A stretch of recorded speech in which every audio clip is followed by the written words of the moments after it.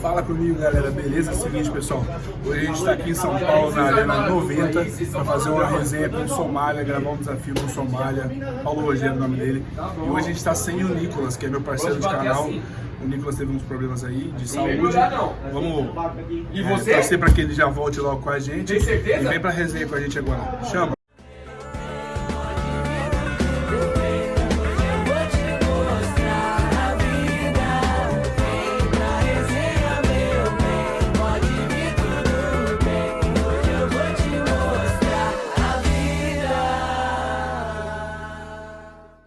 Fala galera, então a gente está aqui hoje na Arena 90, aqui em São Paulo. A gente veio gravar com o parceiro Somália, obrigado pela moral pro canal aí. A gente vai saber um pouquinho da resenha e da história desse cara agora. Somália, fala pra nós assim, desde o seu começo de carreira, só pra gente resumido, de onde você começou, de onde você saiu, de onde você é nascido, pra galera saber também. Primeiro, eu que agradeço aí pela oportunidade aí de estar podendo conversar com você, falar um pouquinho da minha trajetória. Eu sou natural daqui de São Paulo, né? Zona Norte de São Paulo aqui, e comecei jogando em Guarulhos, futsal e campo na época, com 7 anos de idade, e a partir daí eu comecei a migrar para o campo, né? Campo e futsal, e aí passei pela Portuguesa, aí fui para o interior Mineira. E seu primeiro contrato profissional, você saiu da base e assinou profissional, começou a entrar a grana no bolso, foi por quantos anos mais ou menos? A grana no bolso foi depois, né? Você assinou no ganhava? O contrato profissional foi no Rio Claro. Mas já começou a ganhar um tinha um salário mínimo lá na carteira, mas a gente não recebia. Não fala mal do Rio Claro também, que não dá, né? O Rio Claro paga pouco, não é isso. Não, mas foi muito bom pra mim, porque na época o treinador era o Paulo Roberto. E aprendi muito com ele, muito, me deu muita oportunidade. E a partir dali mesmo que eu consegui ir para outros clubes, né? No interior de São Paulo mesmo e jogar alguns campeonatos. Do Rio Claro você já disputou Paulista? Eu costumo dizer que eu joguei todas as vitaminas do Campeonato Paulista. Que na minha época era B3, né? B2, B1, A3, A2 e A1. Você jogou todas? Joguei todas. Você chegou a jogar lá em Itararé, então? Joguei em Itararé. Sou de lá, Itararé, nascido lá. Itararé? Legal. Terra do Marcos Guilherme, que tá no Santos agora. A B3, na época eu joguei pelo comercial de Tietê. Essa B2, B3 viaja pra caramba, né? É. Você tá jogando no time aqui da região e vai jogar lá. Mas era gostoso, porque os jogos eram cheios, né? A cidade toda ia assistir, né? A cidadezinha. A torcida ficava em cima. A torcida em cima. Foi muito legal, assim, porque foi uma época que eu era novo, então eu pude desfrutar com vários outros atletas que já eram renomados na época, né? E pra qual clube você jogou o Paulistão A1, que aí é o Paulistão, aí, né? Foi em 2007. Que eu tava na Francana em 2006, e aí eu joguei o Campeonato Paulista da Série A2, e aí eu me transferi pro Bragantino. Em 2006 ainda. Aí joguei a Copinha, aí fizemos uma boa Copinha, fomos vice-campeão, perdendo pra Ferroviária na final, e aí eu fiquei pro Campeonato Paulista em 2007, foi meu primeiro Paulistão Série A1 e foi o divisor de águas aí. E aí depois do Paulista aqui, você rodou clubes, né, que a gente sabe, Botafogo, né, jogou em outros clubes também do interior. Pra onde você foi depois dessa fase sua aí, começou a subir? Aí eu fiquei no Bragantino mais 2 anos, foram 3 anos ao total, e aí eu acabei indo pro América de Natal. Foi longe. Fui longe, fui Subiu. lá pra Natal, que também foi, cara, eu costumo dizer que minha carreira, assim, tiveram vários marcos, assim. Porque eu fui pro América de Natal, eu joguei só a metade da Série B, praticamente. Que eu fiquei numa ação judicial contra o Bragantino para poder sair. E aí quando eu cheguei na América de Natal, já estava começando o segundo turno da Série B. Eu joguei só o segundo turno e acabou ali, eu fiz um bom campeonato, né, um bom segundo turno. Foi parecido mais ou menos com a história do Scarpa com o Fluminense, que não pôde jogar. Isso. O clube não liberava, você não podia assinar. Eu fiquei nesse embrolho aí conseguimos eliminar. E acabei indo para o América de Natal, joguei só o segundo turno praticamente. E era a Série B do Brasileiro? Era a Série B do Brasileiro. E aí acabou o campeonato e eu acabei indo pro Botafogo. Já saí da Série B do Brasileiro pro Botafogo pra Série A. E você acha que o auge, assim, pra você, quando você chegou no Botafogo, teve um clube depois do Botafogo? Você foi campeão carioca no Botafogo, né? Jogando com o Papai Joel. Isso. Você foi campeão. Conta pra gente como que era aquele time lá que você foi campeão. Cara, o Botafogo foi o clube que eu mais amei, assim. Então você saiu do América de Natal, direto do Botafogo da Série B para a Série A, já mudou, né, o patamar, digamos assim. Como é que era aquele time do Botafogo com o Papai Joel, que você jogou, foi campeão e tudo mais? Conta pra gente aí. O Botafogo foi um clube que eu mais amei assim, na minha carreira, pelo fato de ter me dado a oportunidade e eu saber a história que o Botafogo tem, que é uma história muito bonita. Os atletas que passaram por lá, né, toda aquela mística, né, de Garrincha, Sérgio Manuel, Donizete, Túlio, né? Então a gente tem uma pancada de atletas que foram ídolos, né? E aí eu cheguei lá, aí quem me levou na época foi Estevão Soares, não foi nem o Joel ainda. Estevão Soares me levou pra lá, só que no segundo ou terceiro jogo a gente perdeu de 6-0 pro Vasco. E aí ele acabou caindo. E aí chega o Papai Joel. Bravo. E assim, cara, foi uma experiência muito boa pra mim, porque eu trabalhei com caras de alto nível, cara de Copa do Mundo. Sim. Como o Louco Abreu. Né? Na sua época o Louco Abreu tava lá no Botafogo. Louco Abreu. Foi em 2010, que inclusive foi o ano que a gente foi campeão, com aquela cavadinha que ele deu lá no Bruno na época. Então, na época que você jogou no Botafogo, você foi campeão, com aquela cavadinha do Louco Abreu, ele treinava durante a semana? Ou ele chegava no jogo e metia loucura mesmo? Treinava e treinava muito. Porque os goleiros eram o Renan e o Jefferson na época, né? O Jefferson pega muito pênalti. Mas Absurdo, os melhores goleiros que eu vi jogar, assim. Então aí ele treinava não só a cavadinha, mas ele treinava a bater forte, deslocar o goleiro. Tem até uma curiosidade que um jogo contra o Fluminense, cara, ele foi dar uma cavadinha no Diego Cavalieri, velho. O Diego Cavalieri ficou parado e pegou. Aí saiu outro pênalti. Imagina o desespero, né? Primeiro todo mundo no banco. Não, põe o Herrera pra bater. O Joel falava o quê? O Joel não, pode deixar ele. Botava fé nele. E nós não, vai o Herrera, porque o Herrera metia a porrada, né? Sem dó. Aí ele, não, eu vou bater. Na segunda cobrança ele foi dar uma cavadinha, o Cavalieri caiu e ele fez o gol. Só que ele cavou um pouquinho pro canto, né? Mas insistiu na cavadinha. Insistiu na cavadinha, mas ele treinava muito. E aquele elenco lá, teve uma situação, se eu não me engano, que era pra uma substituição, que o Joel te chamou, acho que você não entendeu que era você. Não. Como é que foi essa história aí? Porque eu...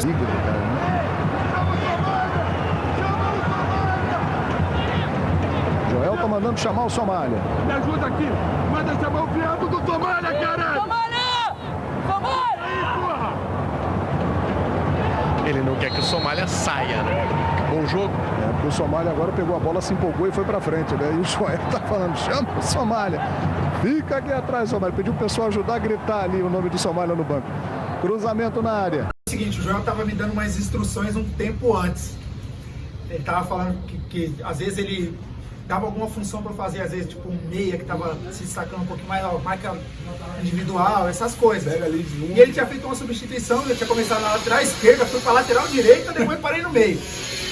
Ele tinha feito uma substituição que ele ia colocar mais um volante e eu teria que ir para meia na época. Falou, você vai para meia. Não adiantava você. E aí ele tava falando comigo e eu fui para cumprimentar o cara que ia sair. E aí ele querendo dar instrução, chamando e eu não escutei, né, velho? Aí foi quando aí o banco todo levantou. Aí os caras, pô, aí ele me ajuda aqui a chamar o Somália. Aí saiu Igual aquela ficou aquela pérola lá. Somália, todo mundo chama o Somália. Aí ele foi colocar aquela pérola e lá o pessoal gravou, aí já viralizou. E como é que foi assim, vocês foram campeões em cima do Flamengo, Carioca, né? E o time do Flamengo também estava um time forte, né? A história em si era muito, assim, muito bonita pra gente, né? Porque 3 anos seguidos o Botafogo perdeu a final pro Flamengo. Então, E um ano antes teve até aquele negócio de chororô, né? Que o pessoal, os jogadores do Botafogo foram reclamar da arbitragem e tal. E ficou muito marcado aquilo ali, sabe? E quando a gente chega na final mais uma vez contra o Flamengo. E aí. Como é que é o ambiente ali? Tipo, cara, já tava com o Joel. a semana já foi triste da final. Porque assim, de novo. Então aí o Joel, ele transformava. Um trabalho psicológico, né? Ele transformava o ambiente. Era absurdo. Ele conseguia transformar o ambiente e fazer com que a gente ficasse leve para poder jogar. E aí chegou. Foi quanto o final? Foi 2-1. 2-1. 2-1. O time do Flamengo era um puta timaço, né? Na verdade era uma seleção, né? Os caras estavam. Quem que que era? Felipe Léo Moura, Ronaldo Angelim, David Braz, Maldonado, Kleberson, Adriano, Wagner Love. O Império do Amor no ataque. E no banco ele já tinha Petkovic ainda. Você jogava com o primeiro ou segundo? Nesse jogo, a maioria dos jogos eu joguei de lateral esquerdo. Fazendo um coringa ali do lateral. É. Mas aí você como lateral tinha que marcar o Léo Moura. que descia. Léo Era Moura. bem a qualidade. Jesus, eu nunca corri tanto na minha vida.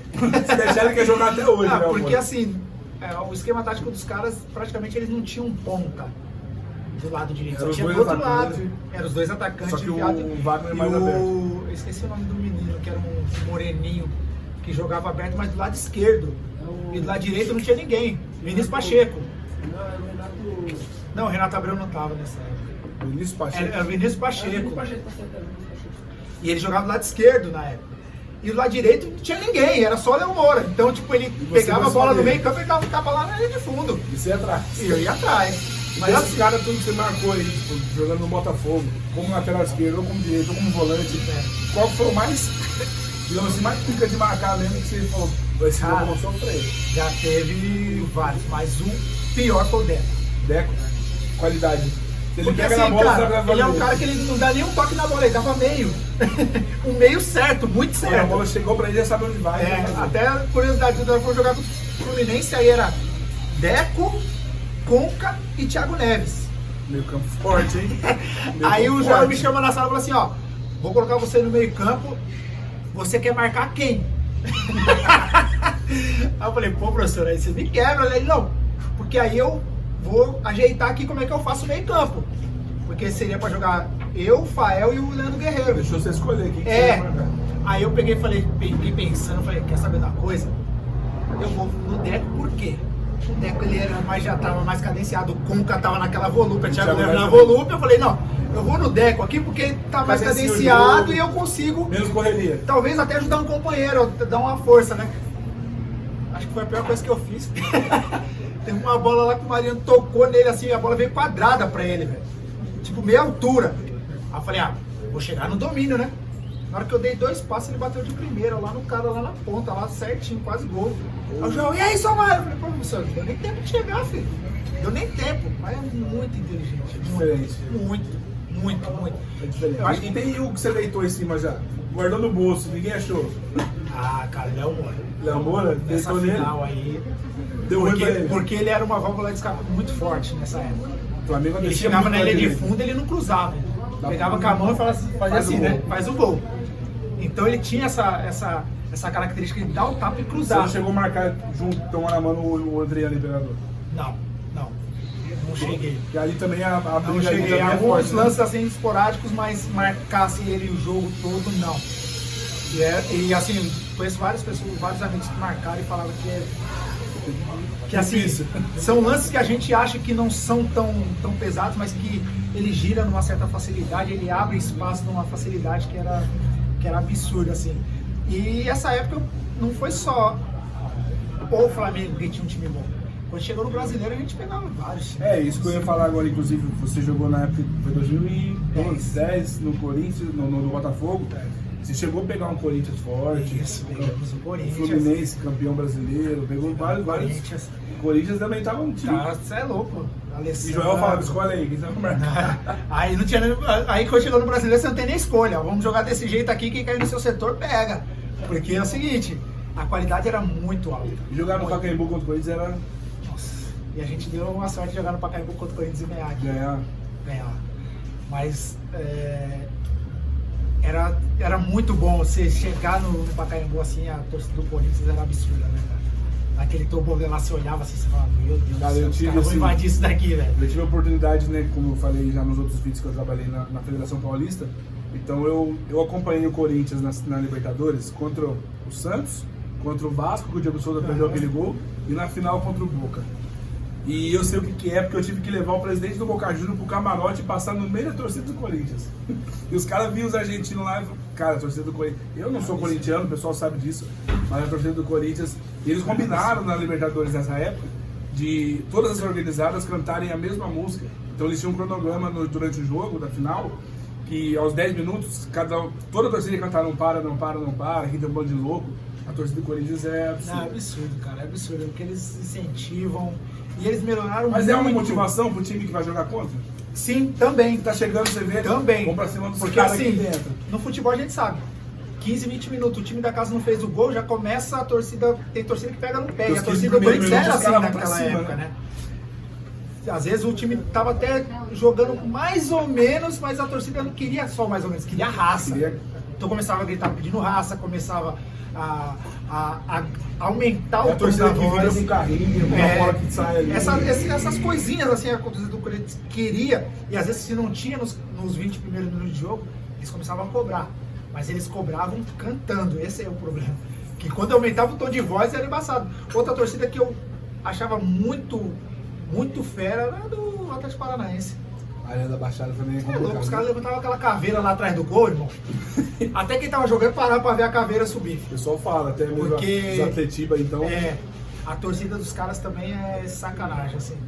E várias outras, né? Bahia, Nordeste, então você pega várias torcidas que... E eu me sinto privilegiado de ter pegado essa época. Você pegou o Botafogo bem, né? É. E um pouco antes também, eu já, 2009 também, eu já, lá no América de Natal, que era o antigo Machadão, né? O estádio, agora é a Arena das Dunas. Meu, era lotado. Todos os jogos. Então E assim, você foi pro Botafogo e a gente tá falando que isso foi a Somália, mas a gente sabe que é Paulo Rogério. Paulo Rogério. Fala pra gente, um Somália surgiu quando, por quem essa resenha de Somália? A gente conhece o outro Somália, por que Somália? Surgiu em 2003, por conta do outro Somália, que na época jogava no São Caetano. E o pessoal falava que a gente tinha uma semelhança. Né? Você acha, parecido? Eu sou mais bonito, né, velho? Ele é mais resenha, mas eu sou mais bonito. Mas assim, era uma semelhança assim, um pouco física pela altura, por ser magro e tal, porque a gente jogando não tinha muita semelhança, assim. E na época o São Caetano... Deve ser volante, atacante. E o São Caetano naquela época, né? Deitou, né? Em 2000, o João Avelange, Foi jogava vice, Libertadores, vice-campeão. né? Então teve aí o pessoal Somália, separa Somália, e apelido é aquela coisa, né? A gente não escolhe. Se você não gostar, então... E quando começou a pegar o apelido que eu ia jogar, e os caras, até por sacanagem, falavam pra... Gustavo Mosquito. Ele pediu, não é mosquito, mas não tem jeito, o narrador não consegue. Sai lá, Gustavo Mosquito, a torcida chama Mosquito, e você ficou Somália. É porque também, antigamente, uns treinadores mais antigos que falavam, ó, o nome importa.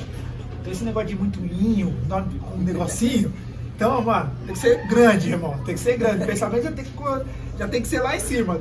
Antigamente tinha essas, hoje não, né? Hoje... Mas também dá problema hoje também, né? De repente a gente apelido pejorativo aí, o bicho pega. Falando dessa época aí de Botafogo, você era casado ou estava solteiro nessa época? Tava casado. Então não dava um rolezinho com aquele pessoal. Ah, dei sim, cara. Dei sim. Dei. Não sou hipócrita de falar que não, que eu ia pro samba, eu bebia na época, né? Saía. Hoje eu tô tranquilão, graças a Deus. Mas eu curti, Rio de Janeiro eu curti bem. Fiz bastante besteira também. Muita gente quer jogar lá, né? Fiz bastante besteira. Mas na época sua solteira, você também deu uma... Não, pior que na minha época de solteiro eu maneirei, cara. Porque foi em 2014 quando eu fiquei solteiro e depois aí eu fui pra Maceió. Aí eu decidi dar uma segurada porque Maceió é coisa mais... No Rio de Janeiro você deu uma... Aí no Rio de Janeiro eu já deu um rolê com o Louco Abreu lá no Rio de Janeiro? Sim, cheguei. A gente chegou aí assim, mas não foi nada dessa. Ele queria conhecer um samba, ele queria conhecer ele, o Herrera. O Herrera já sabia, né? Mas o Louco Abreu não tinha noção assim do samba, porque ele jogou no Grêmio aqui, né? Então lá no Rio Grande do Sul não era tão apaixonante como no Rio de Janeiro, tipo carnaval, essas coisas. A gente entende até porque o Renato Gaúcho acertou o Flamengo agora, né? O pai gosta da praia, não tem jeito. Rio de Janeiro, samba e praia. Mas eu aproveitei também um pouco lá para conhecer, porque aqui em São Paulo também o samba também era muito forte aqui. E quando eu cheguei lá, a gente tinha curiosidade de conhecer os grupos que eu só estudava na rádio aqui em São Paulo. E eu tinha que aproveitar também, já estava no Botafogo, a brincadeira já era um pouco mais alta, já dava pra... aproveitar porque, cara, passa muito rápido. Passa muito rápido. Até esse tempo atrás aí eu tava Tava comemorando. comemorando o jogo, Tava comemorando o título até pouco tempo atrás e hoje eu tô cuidando do meu filho. Hoje virou o quê? Dono de casa? Dono de casa, eu sou dono de casa. Aí, conta pra nós essa história do Lucas aí, dessa resenha dele que você conheceu ele. Lá no ABC? Cara, lá no ABC em 2014. Aí ele acabou indo embora um pouco antes, né? Ó, presença do grupo Presença no nosso vídeo. Presença do Presença. O Boqueta até levantou pra sambar lá. Tocou a música e ele levantou já. Bom, pode falar. Deixa o Presença lá, vamos terminar a história aqui. Então, eu conheci ele em 2014 no ABC. E aí ele acabou indo embora um pouco antes que eu, né? E aí ele falou, pô, cara, posso deixar meu carro com você pra colocar na cegonha e mandar lá pra Campinas e tal? Eu falei, não, mano, deixa comigo, tá louco, pode deixar que eu tomo conta. Aí peguei o carro dele, deixei lá no estacionamento lá de casa, lá do prédio onde eu morava. E aí era aberto, né, velho? E aí eu fui jogar. Voltei 3 dias depois. Esqueci o vidro aberto. E o carro lá molhado. Choveu, cara. Só molhou um o carro. Um futum, tava um cheiro horrível, porque era de tecido os bancos, meu. Alagou o carro. Se o Lucas vir, Aí eu, você ficar... pô, cara, preciso te falar uma coisa. Seu carro tá Calminho. cheio de água aqui, mano. Tive que ajeitar o carro dele todinho, mano. Entendeu? Aí ainda ficou mais umas Vou 2 lavar, semanas lá. né? Lavar tudo. Tive que ajeitar o carro dele todinho. Aspirar, Mano. cheirinho. Aí ficou mais umas 2 semanas lá, né? E ele tava E ele com a com a filha esposa, já. com a filha e tal, com o filho, né? Porra, mano, mas assim, ele é um cara que. Eu sou suspeito pra falar. Cara. Ele falou Vamos muito de ali. você no vídeo, que um amigo que ele leva pra vida, né? Não foi só Aquele no ali é meu futebol. filho, aquele ali é meu filho. Gente boa pra caramba. Cuidava dele, ficou na minha casa um tempinho, cuidava dele só com Rocket Pocket. E refrigerante, então, um monte, vamos comer, filho. Não, mas assim, o tempo de aprendizado que eu tive com ele comigo foi muito bom, assim. Troca de experiência, né? É. Isso é o que o futebol deixa pra gente. Pessoal, é isso. Queria agradecer, então, mais uma vez, né? Obrigado pela resenha. Eu que agradeço. Obrigado, Lucas, seu parceiro, seu irmão, por tudo. Seu carro deve estar seco essas horas, tá tudo certo. Perdoa, irmão, né? Tem que perdoar 7 vezes mais. Por dia, né? 70 vezes 7. Filho. A gente vai fazer um desafio agora ali no seu site. E a parte 2 desse vídeo sai semana que vem, fechou? Vou deitar. Valeu no castigo, hein? Goleiro Catuaba. Vamos ver como é que vai sair.